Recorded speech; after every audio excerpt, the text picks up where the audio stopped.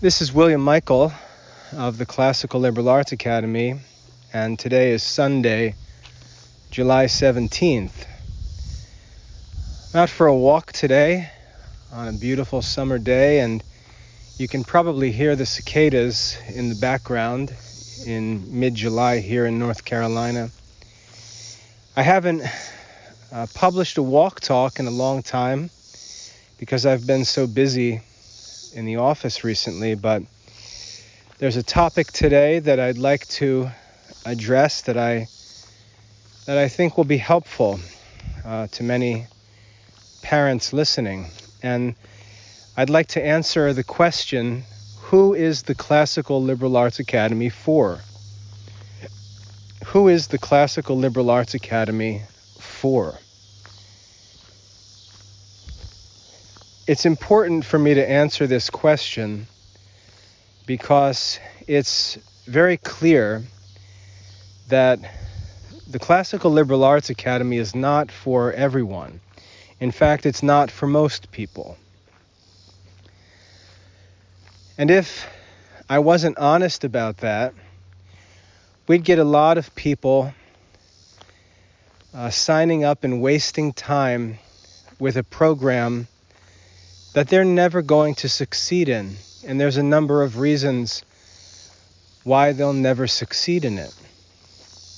First of all, because the goals that we serve in the Classical Liberal Arts Academy are not their goals. Secondly, things that we appreciate, they don't necessarily appreciate. And thirdly, our long-term goals as parents and educators are not their long-term goals. And so if we try to work together, we're simply going to find that we don't have common ground, and we're actually headed in two different directions. And it's not possible for us to walk together, because two people can't walk together unless they be agreed, as the Bible says.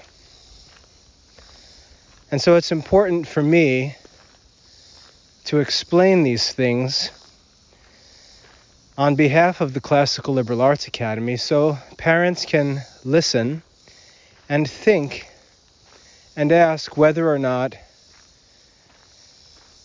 they're a good fit for the Classical Liberal Arts Academy and whether the Classical Liberal Arts Academy is a good fit for them.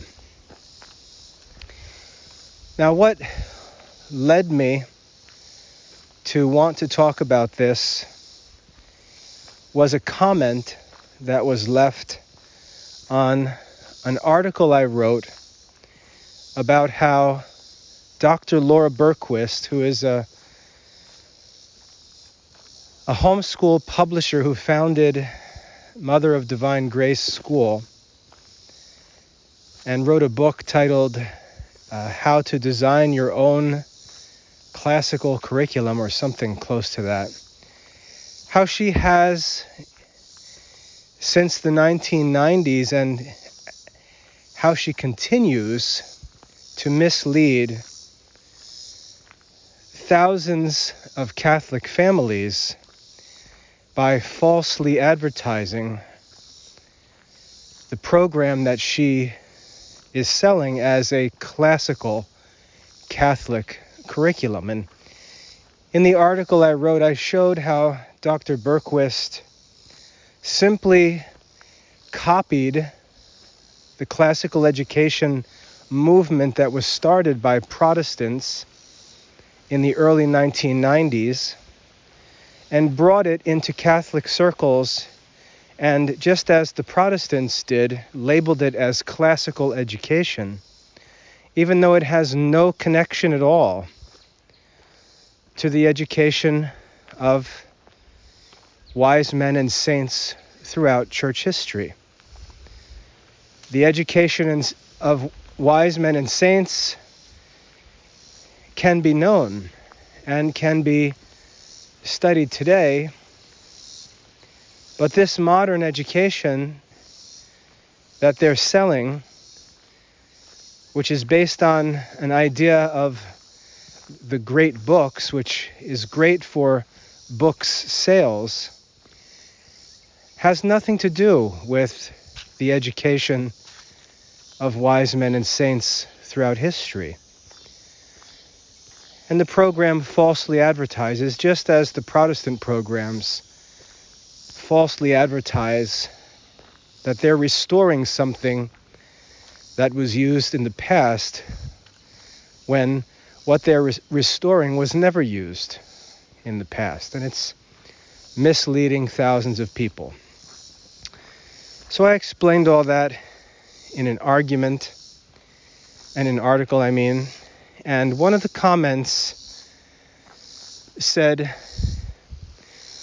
"My children studied in that school, and they turned out to be happy Catholic adults.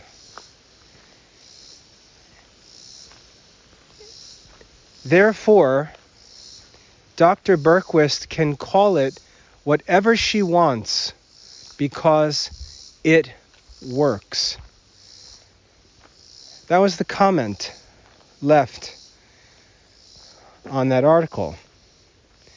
My children studied in that program. My children are happy Catholic adults.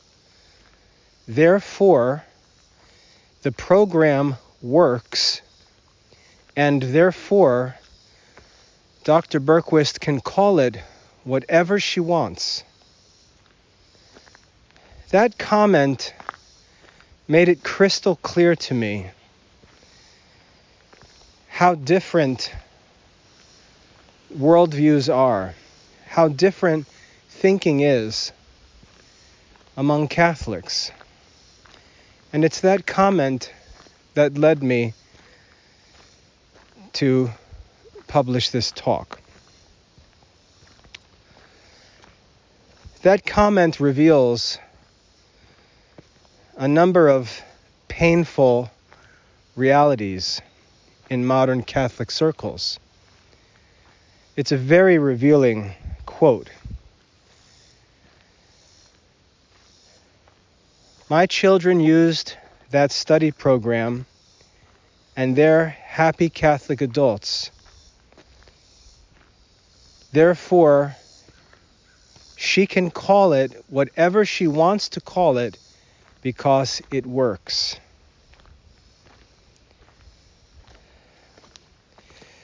The first problem with this comment is that this mother attributes the happy adult Catholic life of her children, and will give her the benefit of the doubt and assume that they are in fact living a true happy Catholic life.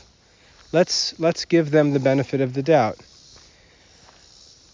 But this mother is attributing a life of faith, hope, and charity to an educational program, which suggests that an educational program contains in itself the power to cause someone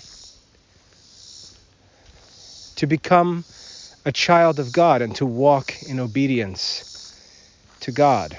And this is a denial of the gospel itself. The only way that it's possible for anyone to believe, to hope, and to live with charity is by the grace of God. God gives these graces to people who are educated, and He also gives them to people who are uneducated. He's given them throughout history to slaves, and He's given them to nobles. He's given them to scholars, and He's given them to farmers. Salvation is by grace through faith, as St. Paul explains in the New Testament. Education isn't even necessary for salvation, as centuries and centuries of medieval peasants clearly prove.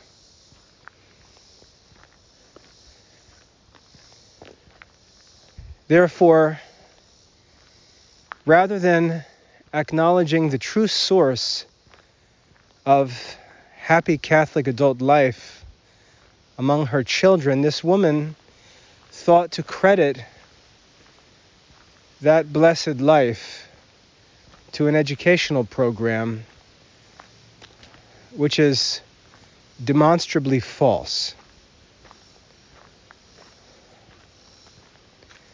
The goal of education is not to impart grace necessary for salvation to our children. That's not appropriate as a goal for education. And the irrational conclusion is easily refuted by simply pointing out all of the examples that exist of students who studied the same program and who didn't go on to live a happy Catholic life. If a certain curriculum was the cause of a happy Catholic life, then every student who received that curriculum would bear that fruit. And when we see that that's not the case, it makes it clear that that curriculum cannot be the cause of that fruit. Very simple reasoning. So the first problem is imagining falsely that salvation is brought about by education, or that salvation is actually the goal of education, because it's not, as strange as that may sound. So that's the first error in this comment. My children are happy Catholic adults because they studied this program, or went to this school, or read these books, or whatever else, fill in the blank. The only thing that can make any individual a happy Catholic adult is the grace of God. And that grace, as I said, is not distributed according to education. So, based on that false conclusion, we then move to a second argument, which says that because this program caused my children to be happy Catholic adults, therefore the program works.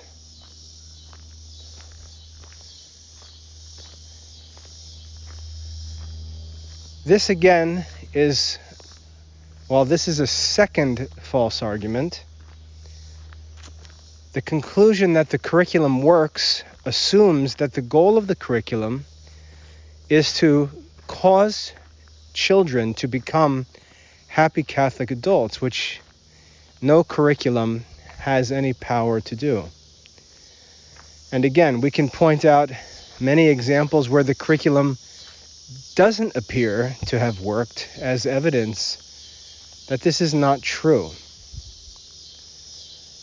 We could also point out to examples where children didn't receive that curriculum and obtained the same fruit to prove that it is not the cause of that fruit. And therefore, to declare that the curriculum works because fruit can be observed is simply not reasonable. And then the third false argument, which is the worst of all, is that because the curriculum brings about salvation, believe it or not. Because the curriculum brings about salvation, the publisher of that curriculum can call it whatever she wants. How irrational is that? So if she wanted to call it an engineering program, that would be okay because 2 of the students became happy Catholic adults. So she can call it whatever she wants. If she wanted to call it an ancient African curriculum, that would be okay because 2 of the students became happy Catholic adults. Obviously that's ridiculous, but that's how ridiculous the idea is that someone can label a curriculum as classical Catholic education without providing any evidence that it is so.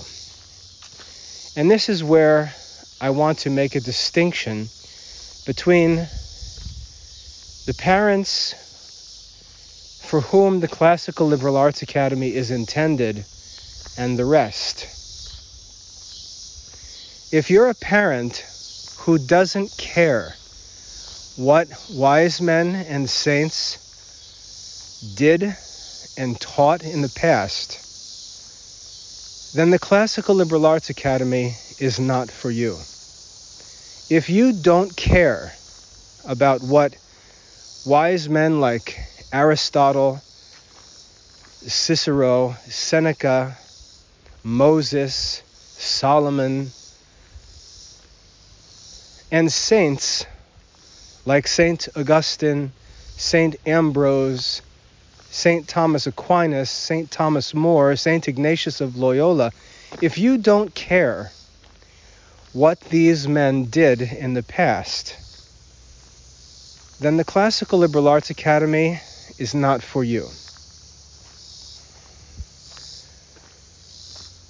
And if you do care what the wise men and saints did in the past with regard to education, if you do care, and you're willing to search it out and learn what they actually did because you take very great consideration for what these men did in the past, then the Classical Liberal Arts Academy is for you.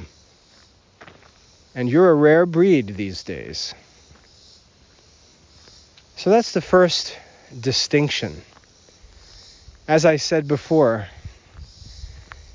if people don't appreciate the things that we appreciate, then we can't walk together in education. And in the Classical Liberal Arts Academy, we appreciate what the wise men of history and saints actually did and studied and taught throughout church history and even before church history. We take that history very seriously, and we want to know very clearly what the wise men and saints did because we want to imitate the wise men and the saints. That's the first distinction. The second distinction has to do with the goal of education. Many parents and teachers and schools think that the goal of education has something to do with an outcome in the student. Many parents and teachers and schools think that the goal of education has to do with outcomes in the students. And this is not true. If our students were simply tape recorders or computers, then this might be true. Because someone could speak into a machine like I'm doing right now, and at the end of the talk, we could listen to the machine and judge the speaker for what the machine contains. And if students were like recording devices, the outcome or the product could be the goal of the teaching. Just as the goal of my recording this talk is to publish a video that contains the content of this talk. That would make sense. And if children worked like a recording device or like a computer, then the goal of education could be based on outcomes in students.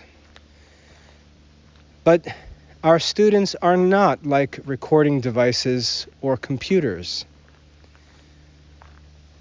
They have understanding, they're able to know the truth, but they also have free will, and they're able to reject the truth. And therefore, the outcomes in our students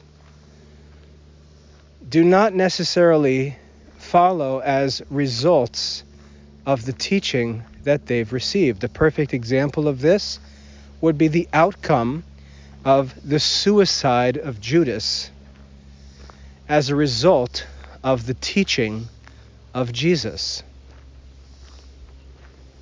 Jesus taught the 12 disciples. Judas ended up killing himself. The result has nothing to do with the teaching. And the outcome cannot be the goal of the instruction. It may be the desire in the heart of the teacher, but the teaching doesn't have the power to bring about an outcome like salvation or a happy Catholic adulthood to the children. That's not an appropriate goal for an educational program. And when parents and teachers and schools define the goal of their teaching by the outcome of the students, the school really has no goal.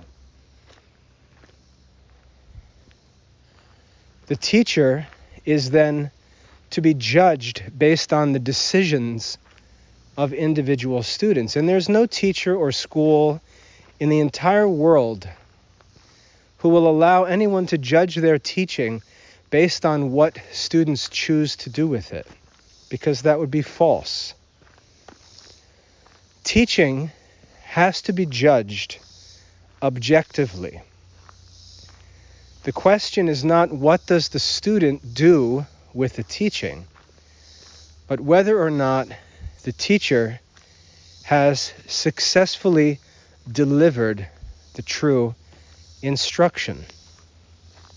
A good example of this can be found in the Catholic Church. There are billions of people who reject the Catholic faith. There are people who say all kinds of evil against the Catholic Church. There are people who grow up in the Catholic Church and choose to leave it.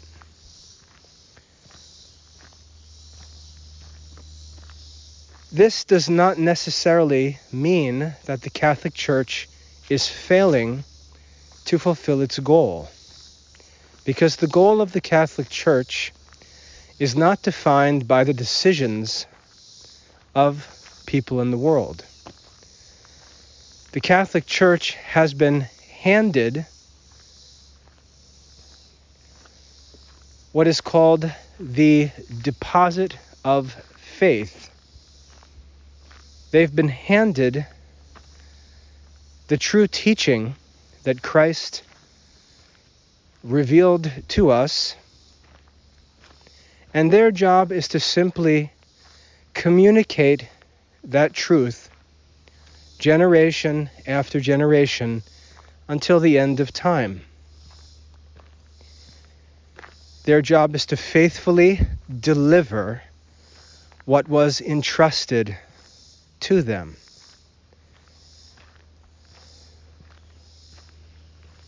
This is an objective, measurable goal.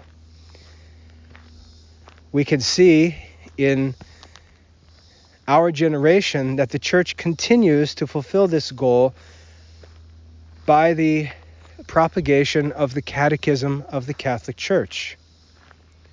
We can see the church continuing to deliver the deposit of faith 2,000 years after Christ established the church. The church's mission is objective, not subjective. It's judged based on its content and quality, not on results it produces in individual lives.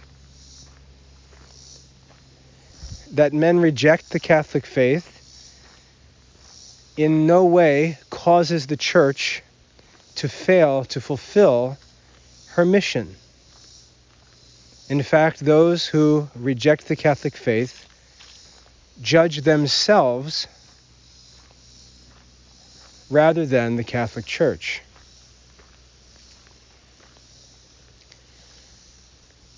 And so when schools or teachers or parents talk about the goals of education, when they start talking about outcomes in the students, they're speaking unreasonably.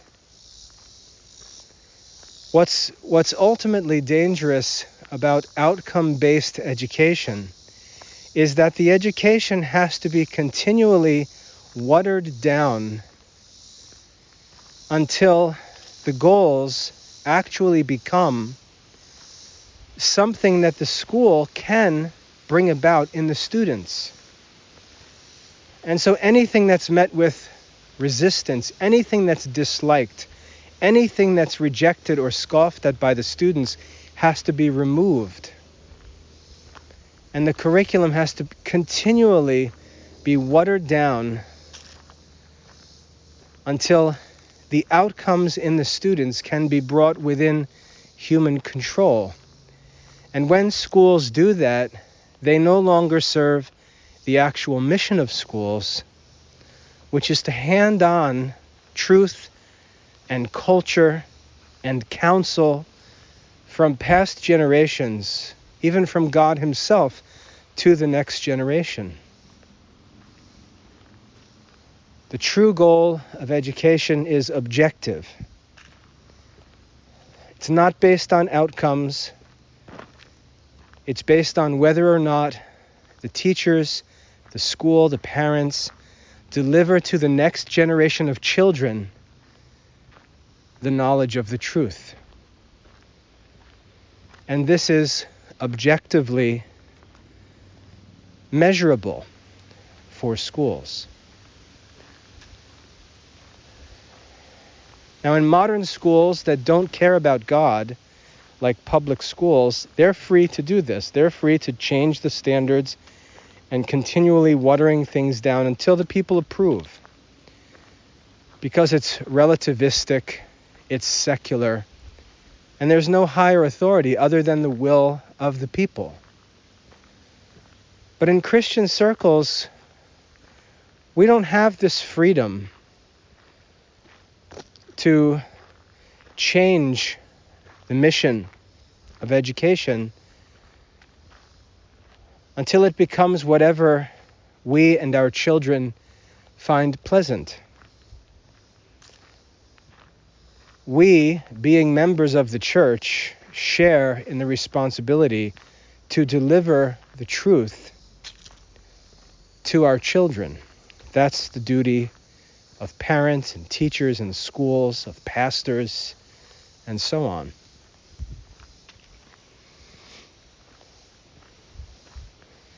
And therefore, we cannot say that the goal of our school or the goal of our study program, the goal of our instruction is to raise saints or to cause students to become happy Catholic adults. We can't make that the goal of our education, because that's not within the power of education, nor is it the appropriate purpose of education. True education has to be based upon delivering a body of content to students in the most efficient manner possible. And this body of content has to be known. And we have to ask, what is that body of content? And it's this body of content that the wise men and saints worked for thousands of years to discover and collect and classify, organizing it into a system that could be efficiently delivered to students. And this system of education that was developed by wise men and saints through history is what we refer to as the classical Catholic curriculum. It's an objective reality. It's something that we can write down on paper. It's something that you either have or you don't have. There's nothing to discuss. There's nothing to debate. So Laura Berquist is not allowed to call something the classical Catholic curriculum that is not, in fact, the classical Catholic curriculum.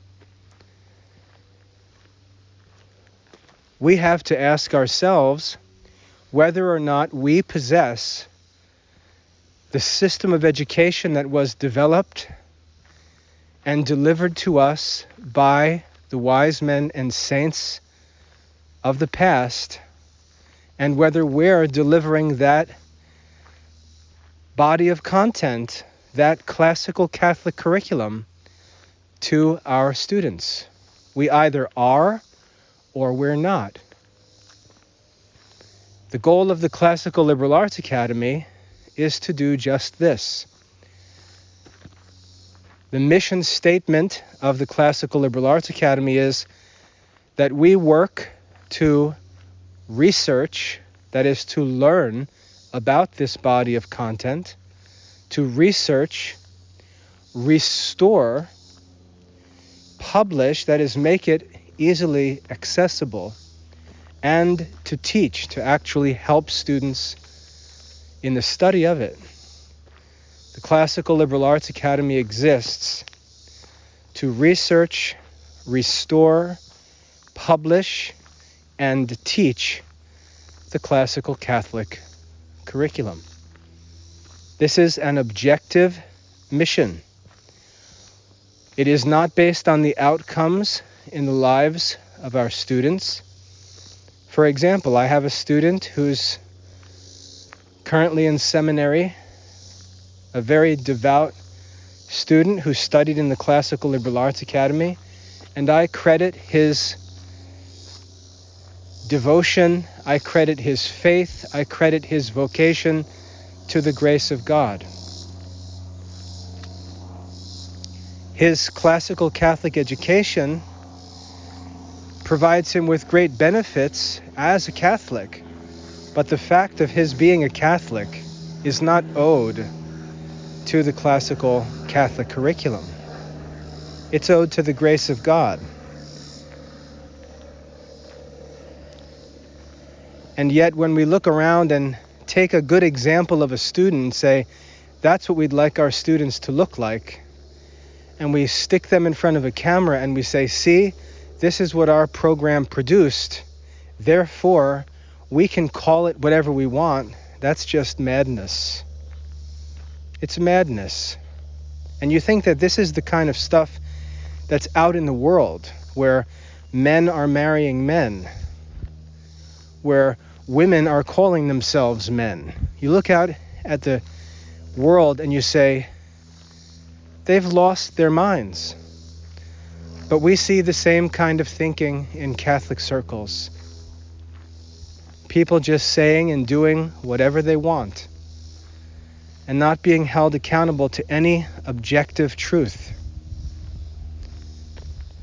The classical Catholic curriculum is a definite historical body of knowledge.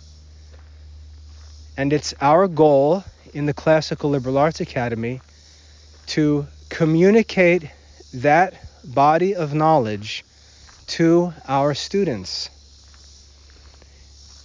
We do it for the sake of our students as a secondary objective.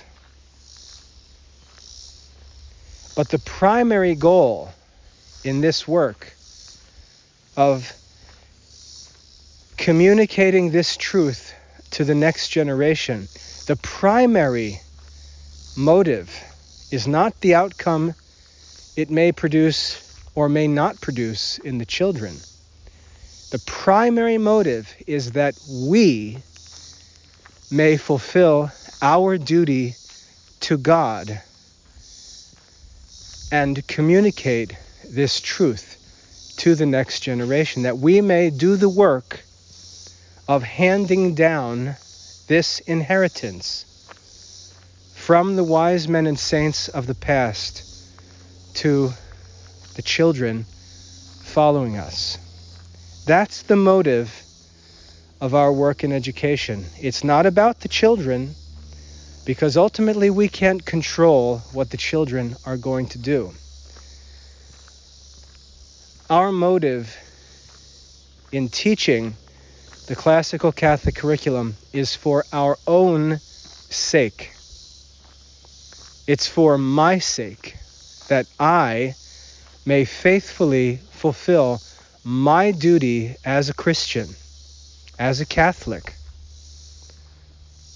to hand down what was delivered to me by wise men and saints who went before me to the children and generations who will come after me. That is the true and proper goal of Catholic education.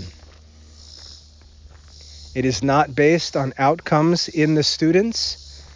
It is not subject to the will of students. It is objective and measurable. I can go to bed at night knowing that I have fulfilled this goal. That's the proper goal of Catholic education. If that is not your goal in education, if that is not your goal, if your goal in education is not to faithfully communicate to the next generation the truth that has been discovered, collected, and arranged for us by wise men and saints in the past, then the Classical Liberal Arts Academy is not for you. You're going to be perpetually frustrated because you're going to judge the effectiveness of your instruction by the response of the children, which is not in your control.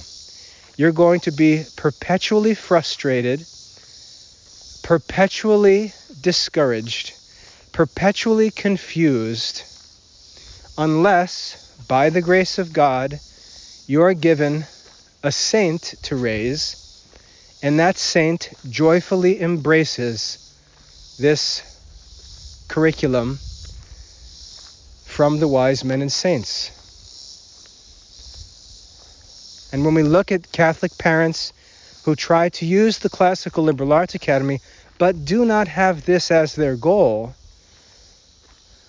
but are looking for some kind of outcome in the child and are judging their educational program, judging their work in education, judging their homeschool based on the opinions and the reactions and the outcomes in the children, they're never going to be satisfied with the Classical Liberal Arts Academy because they are not judging it objectively. They are allowing their children to judge it, which is irrational.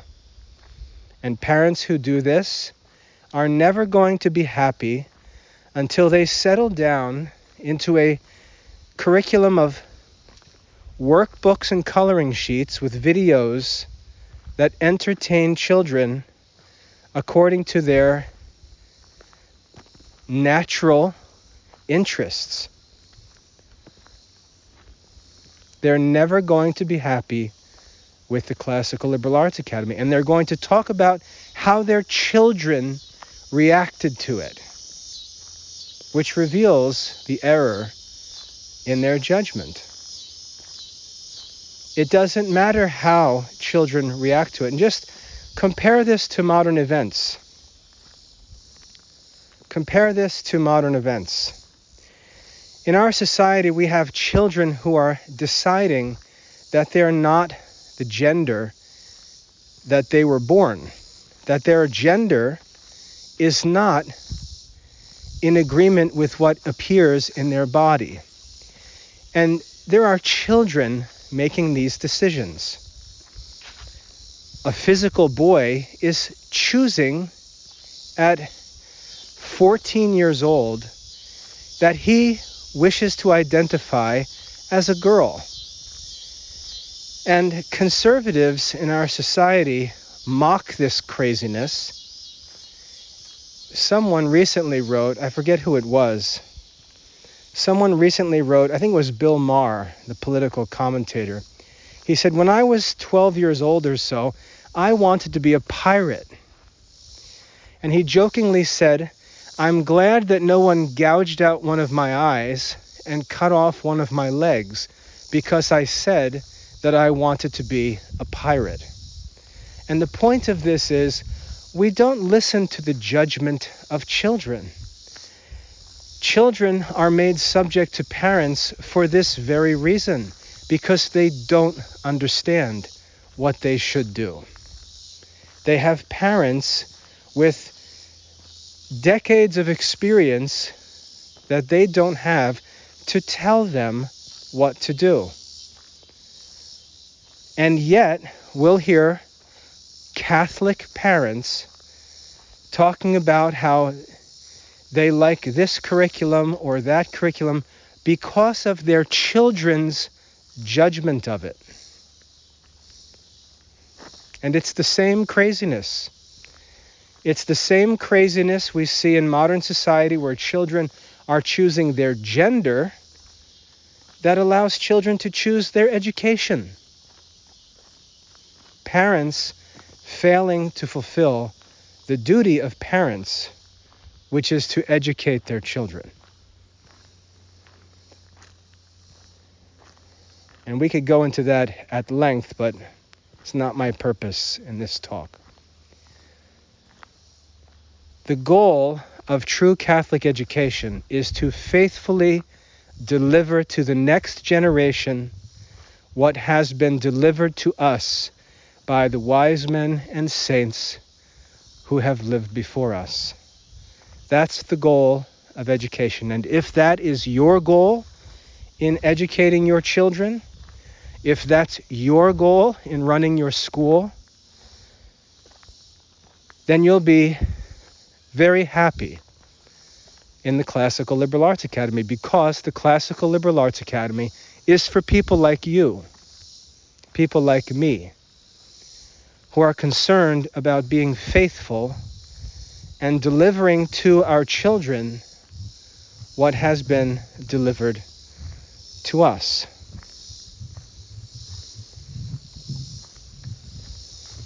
If you appreciate the history, the work, the gifts of the wise men and saints who have lived before us, and if your goal is to faithfully deliver what they have delivered to us, to your children, then the Classical Liberal Arts Academy is for you. This is what people like us do. People who appreciate the wise men and saints teach their wisdom to their children, to their students. That's what they do. People who are trying to please their children or find something that they simply find to be pleasant or see other people doing or that serves some other purpose, they have no interest. They don't appreciate the work of the wise men and saints. In fact, they may think that they're all outdated and no longer relevant. They don't appreciate the work of wise men and saints, and their goal is to please their children rather than to faithfully fulfill their duty as parents and teachers. The Classical Liberal Arts Academy is not for those people. And if you're one of those people, the Classical Liberal Arts Academy is not for you. But if you're one of the people, and it's a rare breed, like I said, who admire and respect the wisdom of the ancients, who admire and respect the learning and the teaching of the saints, and if your goal, if the fear that dwells in you is a fear of not being faithful to God as a parent or as a teacher, and failing to hand down the truth to your students or your children, or mixing in your own ideas and causing one of these little ones to stumble, if that's your fear, then the Classical Liberal Arts Academy is for you. The work that we're doing in education is intended for people like you, people like me.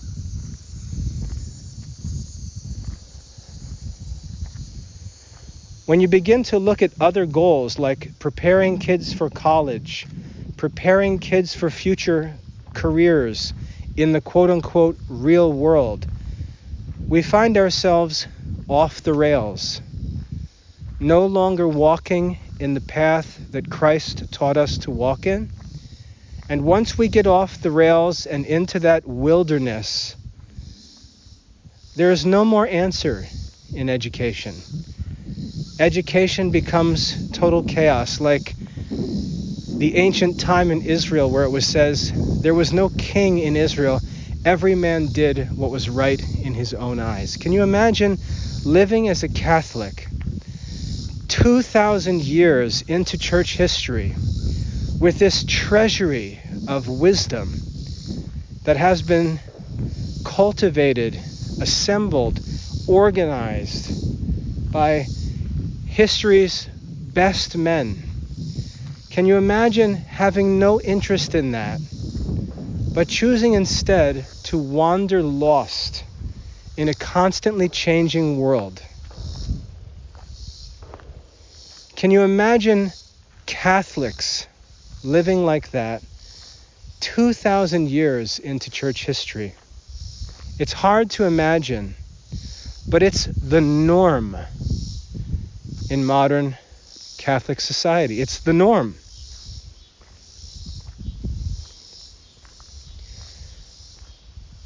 The educators in secular society have no idea where they're going. No idea where they're going. No idea what their purpose is. No idea where to look for truth. And the Catholics are following them, trying to keep up.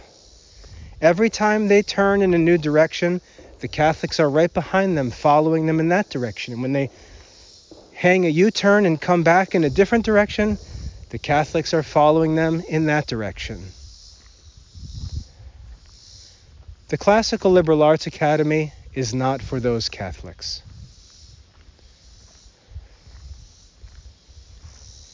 We cannot make outcomes and decisions and opinions of children to be the standard for education. We cannot set goals in education on targets that are constantly moving. And we have bigger questions to answer before we can even talk about how to prepare a child for college or how to prepare a child for a specific career. We've got to teach children how to discern their vocation to God first. Because there's no occupation that even makes any sense without reference to God in this life.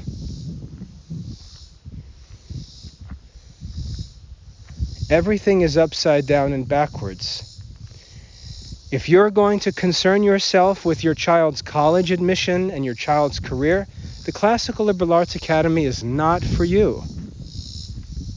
And to be honest, I don't know what you're going to do to try and prepare children for a future that you cannot predict.